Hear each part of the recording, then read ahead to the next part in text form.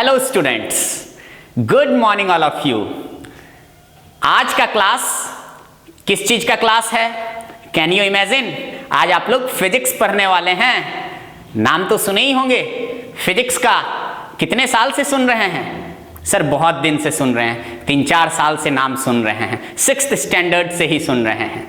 मैं अंकित राज, faculty of physics. शंखनाद होगा, स्टार्ट होगा। क्या स्टार्ट होगा? कुछ मंजिल को अंजाम देने के लिए आज हम लोग संकल्प लेंगे। किस चीज का? तो वैसे बच्चे जो IIT JEE ऑब्लिक मेडिकल का प्रिपरेशन से इच्छुक रखते हैं, वैसे बच्चों के लिए आज हम लोग फिजिक्स का सिलेबस को स्टार्ट करेंगे।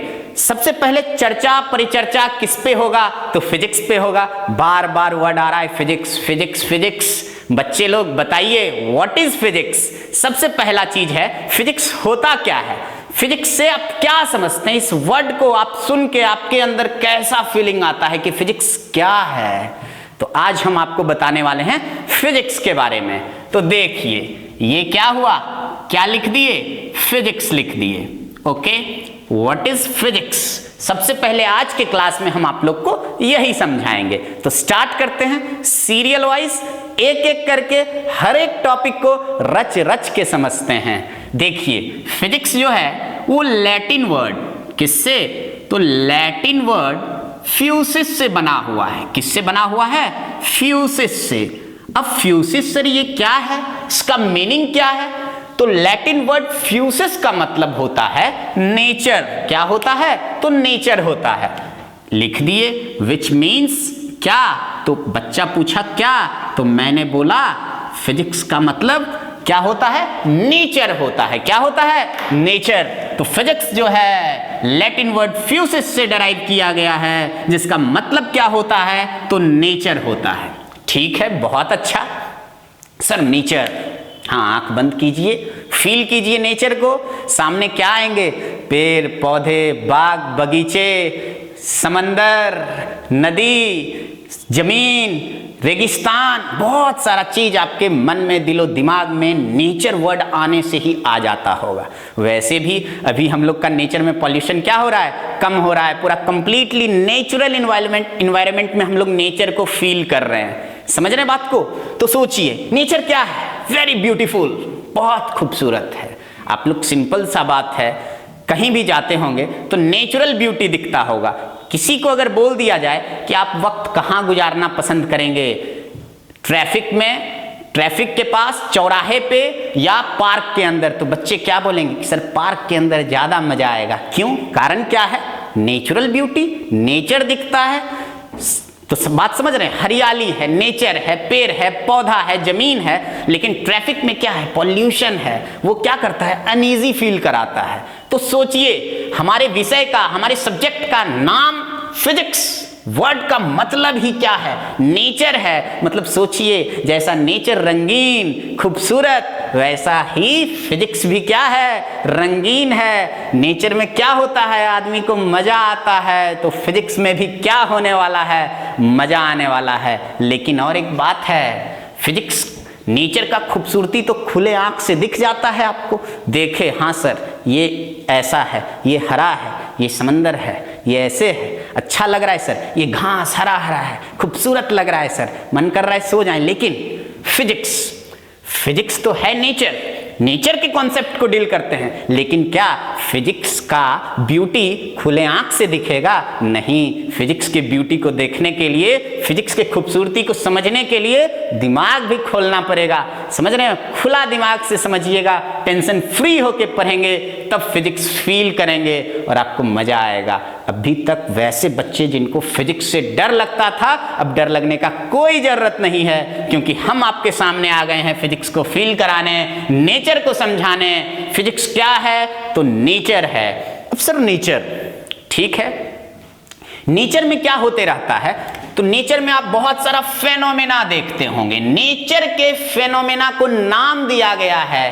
क्या नाम दूं? तो नेचुरल फेनोमेना। क्या नाम दूं? Natural phenomena. ये लिख दिए नेचुरल फेनोमेना। ये कौन सा फेनोमेना? नेचुरल फेनोमेना क्या हुआ? तो नेचर में जो फेनोमेना होता है उसको बोलते हैं नेचुरल फेनोमेना। सर एग्जाम्पल देके समझाओ। सूरज देखे हैं, सन का उगना और डूबना क्या है? नेचुरल फेनोमेना है कि नहीं? देखिए आपके डेली लाइफ से है, आप रोज देखते होंगे सूरज का उगना, सूरज का डूबना, लेकिन कभी गौर नहीं किए होंगे क्या ये नेचुरल फेनोमेना है या नहीं है? हाँ है। जैसे आपके पास दिल है, दिल का धड़कना भी क्या है? एक तरह का बीट करना, बीटिंग ऑफ हार्ट बीट, ये सब क्या है? नेचुरल फेनोमेना है। हम चाह के भी कंट्रोल नहीं कर सकते हैं। समझ रहे हैं बात को? एप्पल है, हाँ न्यूटन साहब का याद आ रहा होगा। एप्पल का ट्री हम बात कर रहे हैं, एप्पल के ट्री का।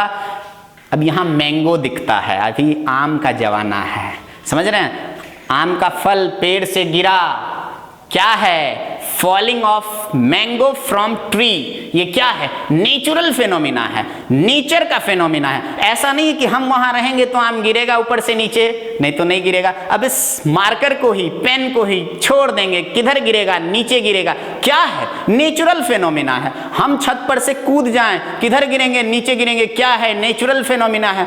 और भी सिंपल नेचुरल फेनोमेना है, आप खुद सोच के बता सकते हैं। सोचिए, खाना खाते हैं, खाना क्या हो जाता है? डाइजेस्ट हो जाता है। डाइजेशन ऑफ फूड क्या है? नेचुरल फेनोमेना है। हाँ बायोलॉजिकल फेनोमेना है, लेकिन हम लोग नेचुरल फेनोमेना तो बोल ही सकते हैं। खाना के डाइजेशन पे हम लोग का कंट्रोल तो है नहीं, समझ रहे हैं ना? आईज क्या होता है? ब्लिंक करता है, ऐसे ऐसे ब्लिंक करता है, ब्लिंकिंग ऑफ आईज। कंट्रोल कर सकते हैं क्या? नहीं। ये भी क्या है? तो नेचुरल फेनोमेना है। समझ में आ रहा है? तो फिजिक्स में क्या है?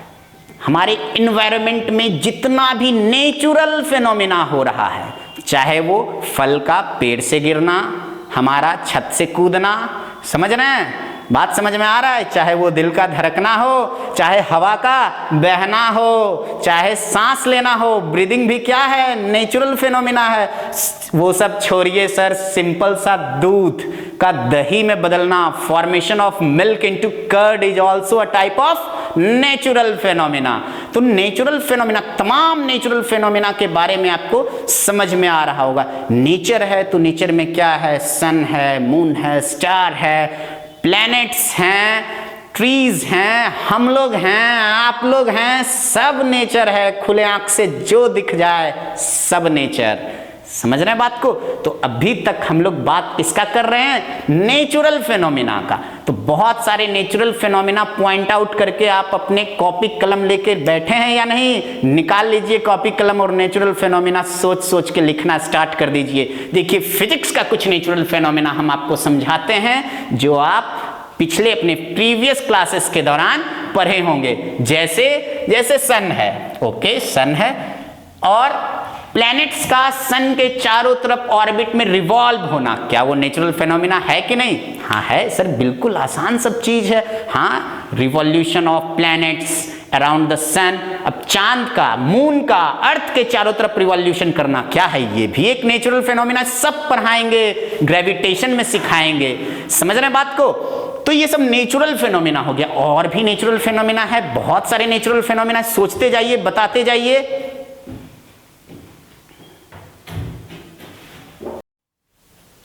तो बात कर रहे थे हम लोग किसका? तो नेचुरल फेनोमेना का। किसका बात कर रहे थे? नेचुरल फेनोमेना का। बहुत सारा इस दुनिया में, एनवायरनमेंट में, हमारे यूनिवर्स में infinite number of natural phenomena are taking place. बहुत सारा आप भी सोच रहे होंगे मन में, बहुत सारा नेचुरल फेनोमेना अंदर से निकल रहा होगा। अरे फॉर्मेशन ऑफ रेनबो, ये भी क्या है? एक तरह का नेचुरल फेनोमेना। रेनिंग, बारिश का होना, ये भी क्या है? एक तरह का natural phenomena. Formation of clouds, natural phenomena. तो बात करते हैं नेचुरल फेनोमेना से सर फिजिक्स को क्या लेना देना है?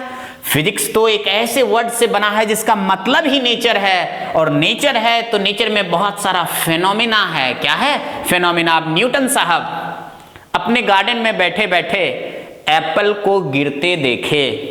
न्यूटन क्या देखे? एप्पल गिरा उनके गार्डन में। अब क्या करने लगे वो?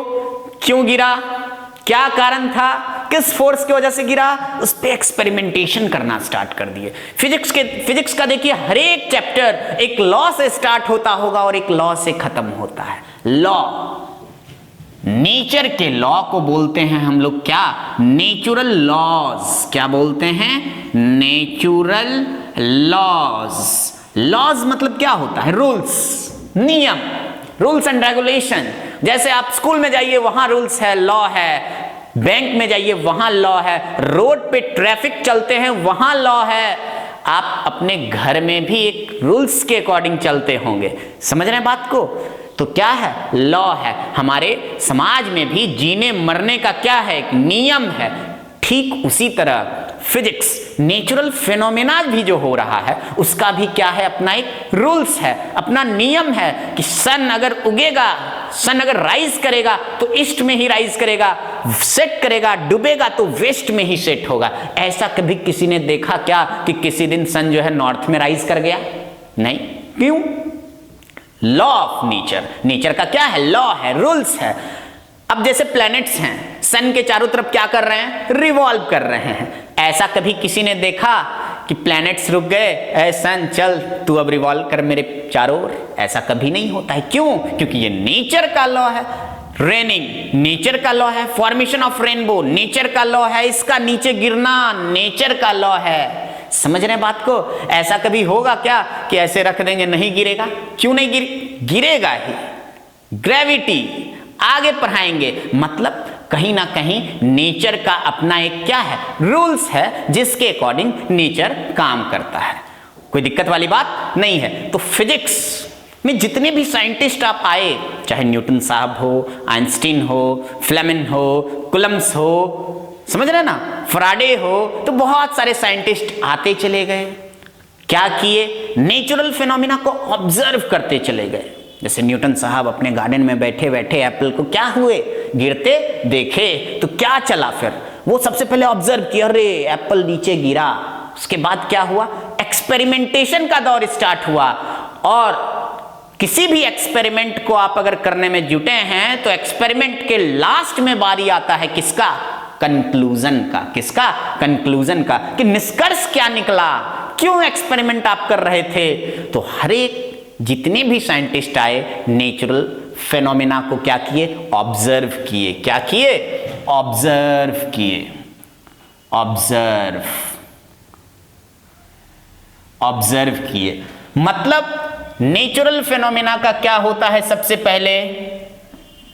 पहले नेचुरल फेनोमेना का क्या होता है, तो ऑब्जर्वेशन होता है। क्या होता है, ऑब्जर्वेशन। और ऑब्जर्वेशन के बाद यहां लिख देते हैं ऑब्जर्वेशन, नेक्स्ट स्टेप ये है ऑब्जर्वेशन। और ऑब्जर्वेशन के बाद सालों साल तक दौर किसका चलता है, एक्सपेरिमेंटेशन का। किसका, एक्सपेरिमेंटेशन। एक्सपेरिमेंट होते हैं। एक्सपेरिमेंट एक साल का नहीं है लॉ। फराडे साहब 14 साल से, आप लोग फेमस फराडे लॉ पढ़े होंगे 10th में। जनरेटर उन्हीं का दिया हुआ है, नहीं तो आज ना जनरेटर होता, जनरेटर नहीं होता तो ना फ्रिज चला पाते, ना टीवी चला पाते, ना बिजली होता। समझ रहे हैं, पूरा लाइफ चौपट होता। तो सोचिए, फिजिक्स का इंपॉर्टेंस को समझिए अपने लाइफ में। तो ये एक्सपेरिमेंटेशन हुआ। और हर एक एक्सपेरिमेंट के लास्ट में भी हम बोले हैं क्या होता है, तो कंक्लूजन होता है। क्या होता है, कंक्लूजन होता है। कंक्लूजन मतलब क्या, एक्सपेरिमेंट आपने किया, आपने जो नेचुरल फिनोमेना को ऑब्जर्व किया, ऑब्जर्व करने के बाद ढेर सारा एक्सपेरिमेंट किया, और एक्सपेरिमेंट करने के बाद कुछ निष्कर्ष तक पहुंचे आप, उसी को हम लोग बोले कंक्लूजन। उसी तरह अलग अलग साइंटिस्ट आते चले गए, अलग अलग नेचुरल फिनोमेना को ऑब्जर्व करते चले गए। ऑब्जर्वेशन मतलब होता चला गया अलग अलग साइंटिस्ट के द्वारा।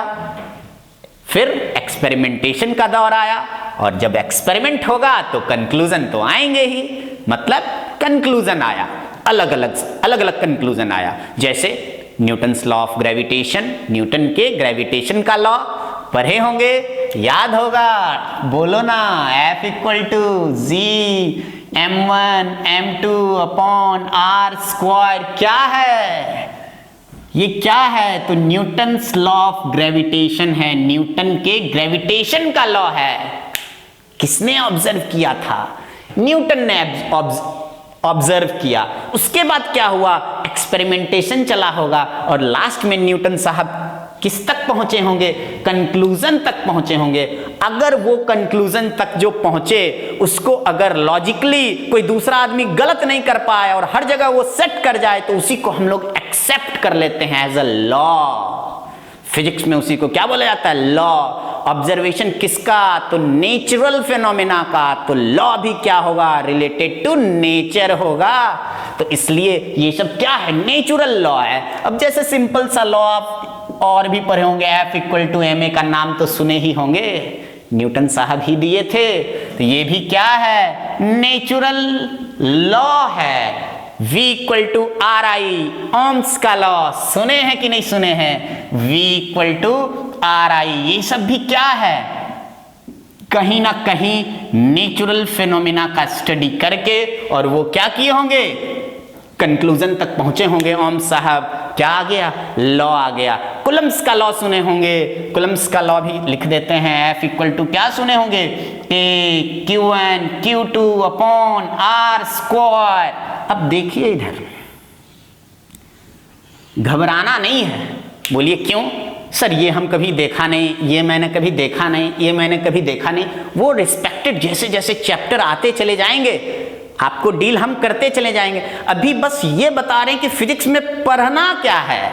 तो फिजिक्स में लॉ के बारे में पढ़ते हैं। कोई अगर पूछ दे व्हाट इज फिजिक्स तो एक आइडिया लग गया कि आपको बोलना क्या है। Physics is the study of क्या? तो बोलो बच्चा, nature. Physics is the study of nature and its laws. Nature के लॉ का हम लोग स्टडी करते हैं। किसमें? तो फिजिक्स में। तो ये फिजिक्स का आपको गेम कैसा लगा? आगे बढ़ेंगे और बताएंगे। सोचिए, ये सारा क्या है? नेचुरल लॉज है। समझ रहे हैं बात को? तो लिख लिए, ये सब समझ गए? मिटाते हैं, आगे बढ़ते हैं। तो देखिए इधर ध्यान से, फिजिक्स सीख गया बच्चा। What is physics? क्या बोलेंगे आप लोग? Physics is the study of क्या? Nature and its laws. Physics is the study of nature and its laws. तो लिखते हैं फिजिक्स के बारे में। ये देखिए फिजिक्स, क्या लिखेंगे? Physics is the study of nature. Physics is the study of nature and its laws and its laws। मतलब नेचर के लॉ को जिस सब्जेक्ट में स्टडी करेंगे उसी को क्या बोलेंगे? फिजिक्स बोलेंगे। अब देखिए, ये पूरा यूनिवर्स क्या है? खेल के मैदान की तरह है। किस तरह है? खेल के मैदान की तरह है। खेल के मैदान में क्या होता है? बैट्समैन अलग अलग तरह का शॉट लगाता है कि नहीं लगाता है? लगाता है। और स्टैंड्स में बैठे होते हैं दर्शक, जैसे अभी आप लोग हैं। क्या हैं? सुनते जा रहे हैं, जो बोल रहे हैं सुनते जा रहे हैं। दर्शक क्या करते हैं? ताली मारते हैं। कभी कोई बैट्समैन आउट हो गया तो दुख हो जाता है, होता है। ठीक उसी तरह हम लोग क्या हैं? इस यूनिवर्स में दर्शक की तरफ बैठे हुए हैं और नेचर क्या है? अलग अलग तरह से खेल खेल रहा है। किस तरह का? तो कभी देखिए सूखा हो जाता है, कभी बाढ़ आ जाता है, कभी वोल्केनिक इरप्शन, समझ रहे हैं? कभी क्या हो जाता है? तो बहुत तरह का फेनोमेना है जो आप देखते होंगे।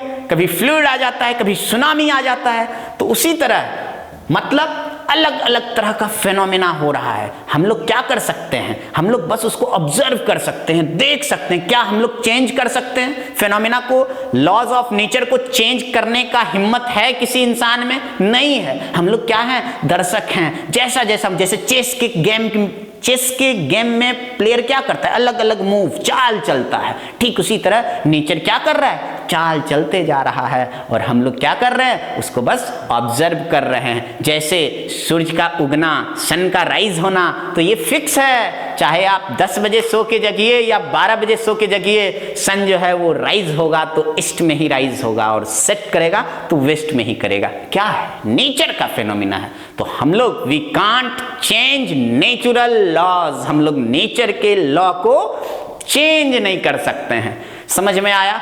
और एक बात देखिए, जैसे अभी हम थोड़ा देर पहले लिखे थे F is equal to G m1 m2 upon r square. R square ही क्यों लिखे, क्यूब क्यों नहीं लिख दिए?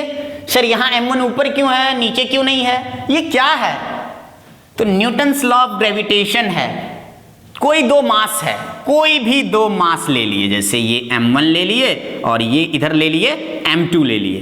कोई भी बॉडी इस दुनिया में, जितना भी बॉडी है, चाहे छोटा से छोटा हो या बड़ा से बड़ा हो, सारे बॉडी जिसमें कुछ ना कुछ मास हो, सब एक दूसरे को क्या करता है, अट्रैक्ट करता है। क्या करता है, अट्रैक्ट करता है। तो कितने फोर्स से अट्रैक्ट करेगा? तो वही फोर्स का फॉर्मूला न्यूटन साहब बनाए थे, F equal to G m1 m2 upon r square. तो ये कैसे आया? तो नेचर का लॉ।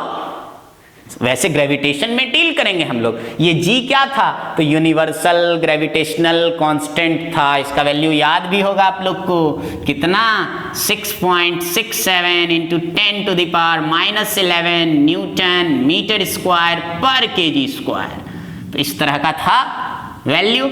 ये सब का टेंशन नहीं लेना है, आसान चीज है। हम अभी आपको नेचर समझा रहे हैं, फिजिक्स समझा रहे हैं, फिजिक्स को फील करने सिखा रहे हैं।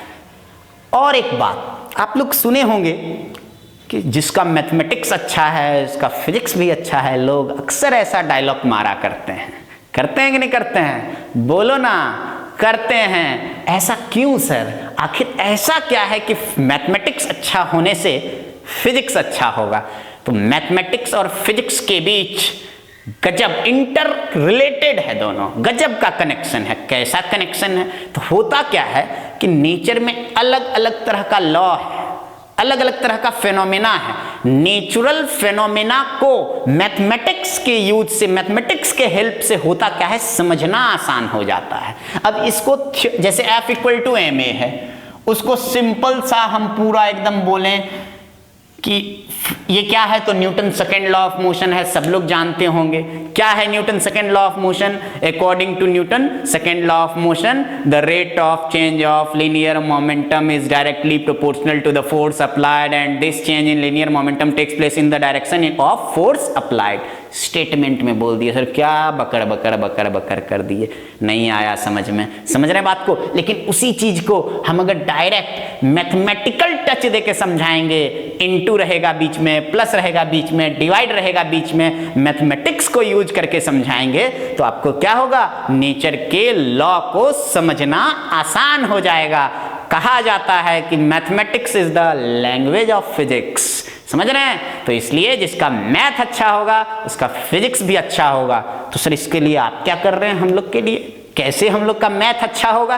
तो हम आप लोग को बेसिक मैथमेटिक्स का अलग से क्लास देंगे, इंटीग्रेशन सिखाएंगे, डिफरेंशिएशन सिखाएंगे, कैलकुलस सिखाएंगे। कैलकुलस के अंदर आता है ये सब टॉपिक।